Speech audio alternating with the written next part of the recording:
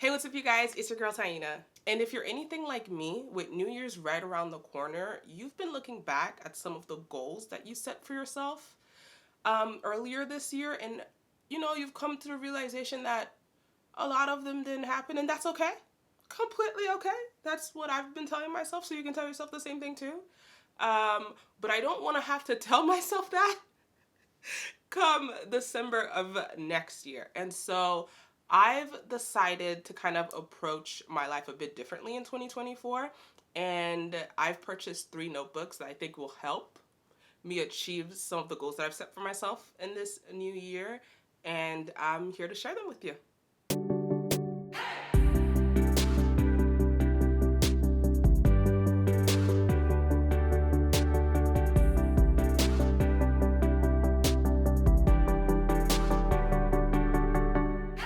Okay, so every single one of these notebooks are from Amazon, and the first one is, which way is that? This way is that. The first one is this gray notebook, which I will be using as my prayer journal. Now, earlier this year, I was watching one of my favorite Christian YouTubers here on YouTube, and she had mentioned in one of her videos, she had made a video about the one thing that really leveled up her prayer life. I'll link the video below. Her name is what's her name? Melody Alisa. That's her name. Her name is Melody Alisa, and I'll link the video that I'm talking about below. But in that video, she talked about something that she was doing that really leveled up her prayer life. And what she did was she would write down her prayers and then find a verse in the Bible that connected to that prayer, so that as she was praying these prayers, she could then refer to that verse in her prayer. So I decided to do the same thing. One second. I'm back. Okay, so I did exactly what she did in that prayer, which is I went to my computer, I typed up some prayers along with some verses, and I really did notice a change in my prayers by doing this. There's something very powerful I don't know, about like when you're praying and as you're doing your prayer to then be like, because you said in your word, that's not me, this is you speaking type of thing. You know what I mean? I don't know. I really did feel like that changed my prayers, made them a bit more powerful. So that's what I did. The only issue with this is that it's limited. Like if I wanted to add more prayers, I'd have to go back on my computer, type out the new prayer, print out another page, add it to this page. So now I'm like, I got 2 pages going on when I'm praying. And also doesn't leave me any space to add God's response to my prayers, because he be responded. They're not always the responses I'm looking for, but he be responding, okay? And so I decided that this time around, I'm gonna do a prayer journal. This one, I think the journal is gonna allow me to not only, it's gonna make it a lot easier to add prayers as things come up, but also it gives me a space to add God's responses. And I think having God's responses is gonna be a really good testimony, not for other people but for myself. I find that sometimes I forget that certain things are answered prayers because of just because they come with their own challenges. I feel like this house was an answered prayer. Owning a house, though, comes with its own challenges. So whenever those challenges pop up, I sometimes forget that how hard that me and my family prayed for this house. And so I think having that kind of like all in one place where I can look back and be like, oh my goodness, this was such a blessing. This is how I was feeling at the moment when I received this blessing. That's going to be a really good testimony to myself in the future. So that's one that I'm really excited about, is the prayer journal. So that's number 1. Now the second notebook that I purchased from Amazon is this one. Okay, so the second thing that I purchased from Amazon is a planner. I love, and I say love me a good planner. Whenever it was back to school time, my favorite time was always school supply shopping. And my favorite thing to buy was a new planner for the year, okay? But after graduation, you don't really need a planner anymore, mainly because this does not fit in any of the itsy bitsy little purses that I be carrying around, okay? So just like everybody else, I naturally transitioned to kind of using my phone for planning out my days. My calendar is my life. If it's not on my calendar, then I wasn't there, okay? If I ever need an alibi for something, it's gonna be on my calendar. If it's not on the calendar, sorry, officer, I can't help you. It wasn't me. then it wasn't me. I didn't do it. Okay, if it's not my calendar, I'm not going, because my calendar is what helps me. If friends want to make plans, I always look at my calendar first. Be like, oh, I'm definitely free that weekend. Put them in, and that's set. Whoever makes it to my calendar first is my priority. So I've been using my Google Calendar for my events and like birthdays, remembering birthdays and stuff like that. What I don't do on my Google Calendar is my tasks, my to-do list. I just don't like having that on my calendar. So I feel like I've gone through pretty much all the to-do list apps that the app stores have to offer. And the one that I landed on is Todoist, mainly because of its ability to understand natural language. So, and it comes in really handy. So like a few weeks ago, I had a dentist appointment, and I knew that I needed to schedule another one another 6 months. So all I did was I pull out my Todoist app, typed in schedule dentist appointment in 6 months, and it recognized that in 6 months part. And then when I sent it out, it just put a date associated with that. So 6 months from the day that I typed that in, that day I'll wake up and on my to-do list will be scheduled dentist appointment. And I just find that to be extremely helpful for those kinds of appointments, as well as repetitive appointments, if it's like every Friday, every 3 weeks type of thing. But it's not great. So it's good in that aspect. It's good for recurring tasks and tasks that are kind of in the future, but it's not great for planning my week, because there really isn't like a weekly view, and I really thrive on a good weekly view to kind of see what's going on.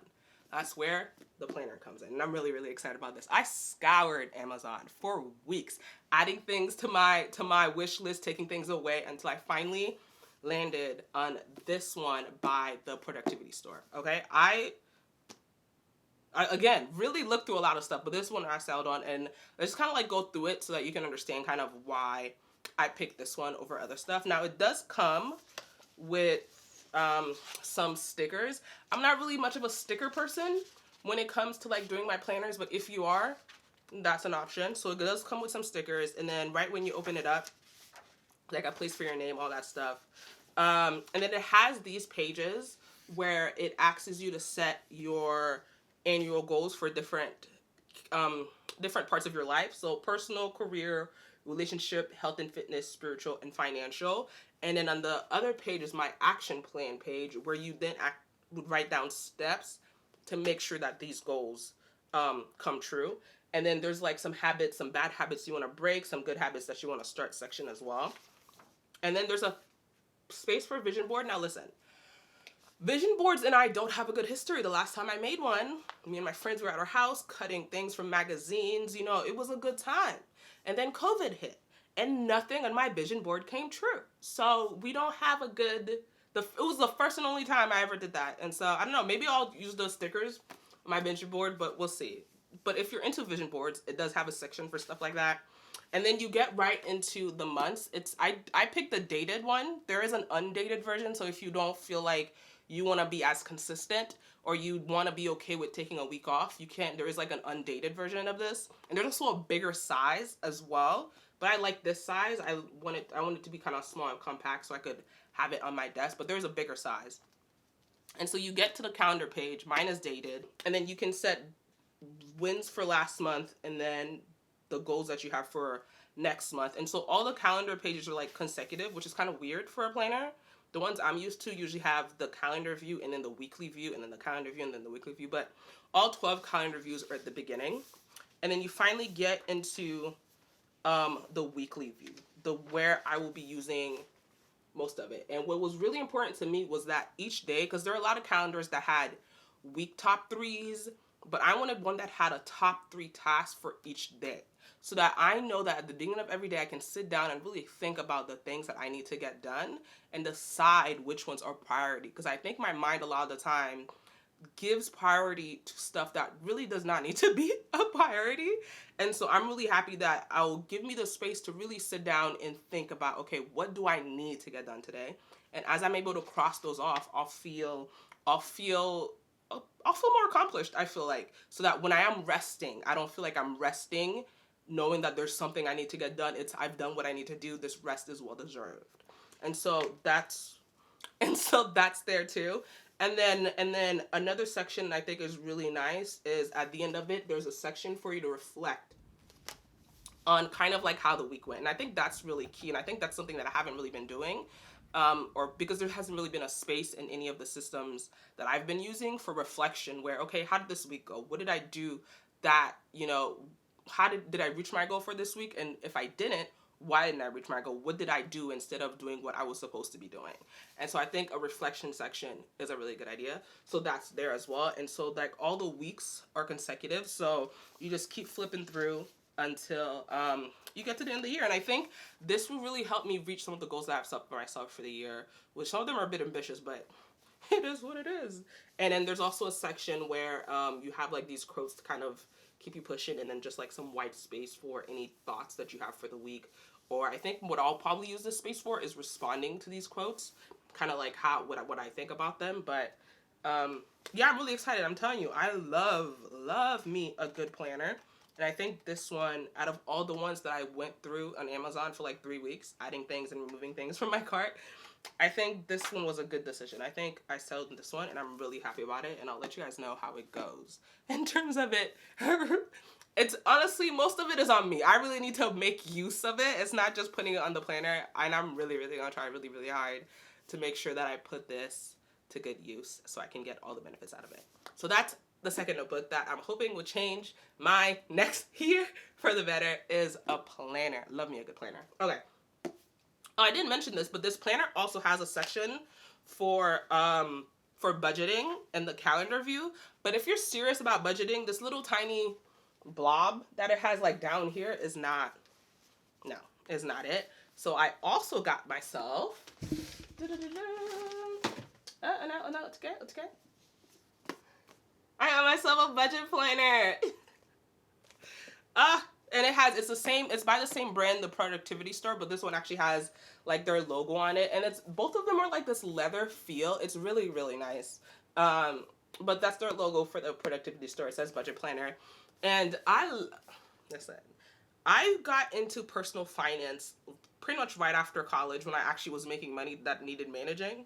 And so I've been managing my money for the last like 5-6 years.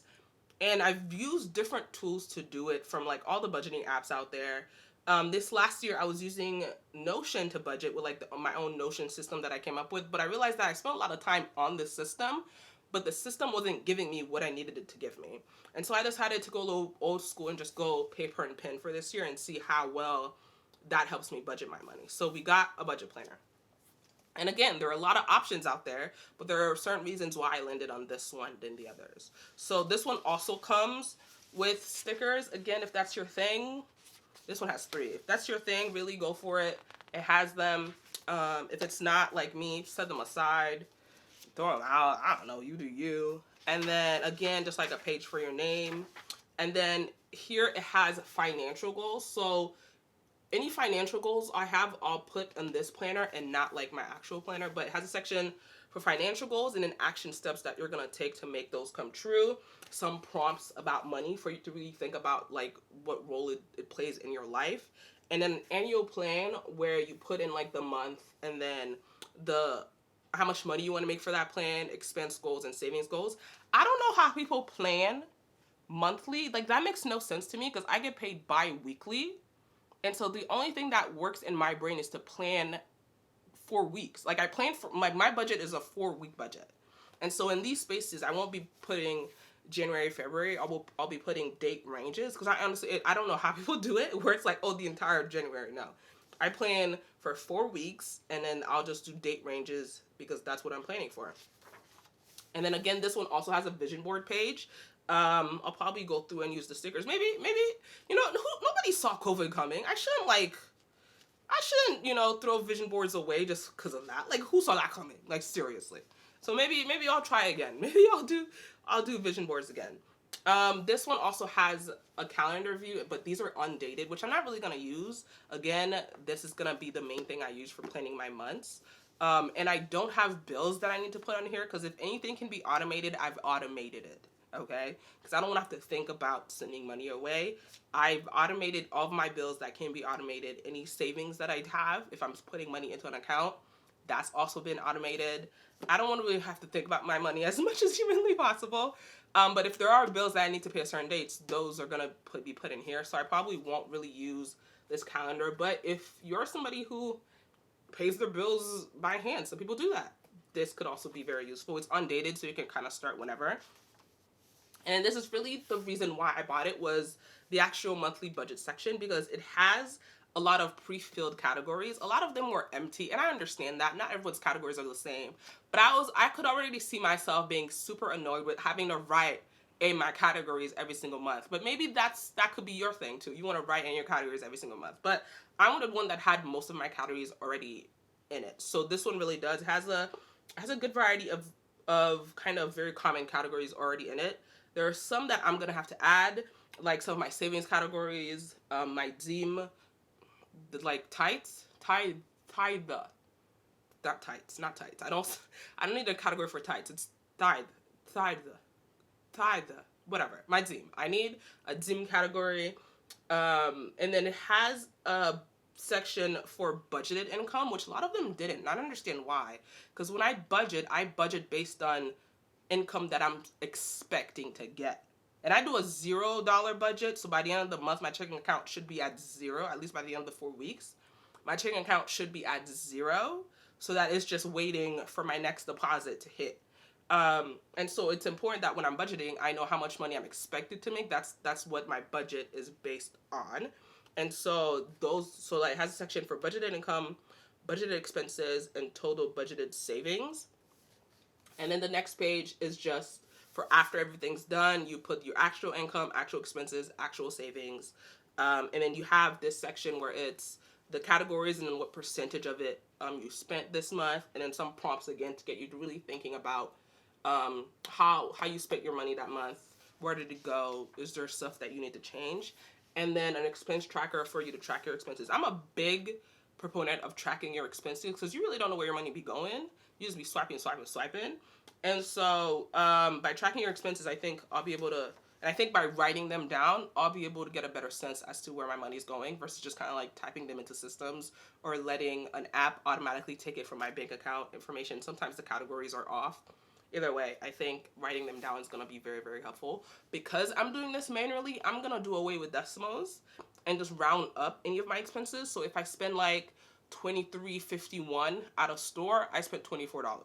But I'm going to round down any income. So if I make like I don't know, $1,263.84, I made $1,363.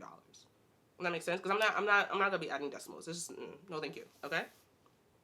And so it has the monthly expenses there, and then it just kind of goes that way through your 12 months, which again for me is just like the 4-week sections. And then at the end of the notebook, you have a yearly review where you can kind of sit down and go over the budget, like how where your money went for that year. And again, I think what my systems have been missing so far is that reflection stage where I take the time at the end of the week to sit down, at the end of the month to sit down and really think about what went well and what didn't moving forward. And there's also section for debt tracking. If you have like debt that you want to track and you're like, oh, I want to pay this much off, here's how much I paid this month, this is how much I have left. And there's also some for savings tracking. If there's a goal you're trying to reach, how much you're saving each month, where it's going, how much you have left to save, all that good stuff. So I think this one's a really good one. There are others out there. Again, it comes in like different sizes. There are like really big ones. I didn't want a really big one. I wanted something that was compact, kind of be on my desk, and it not take up a lot of space.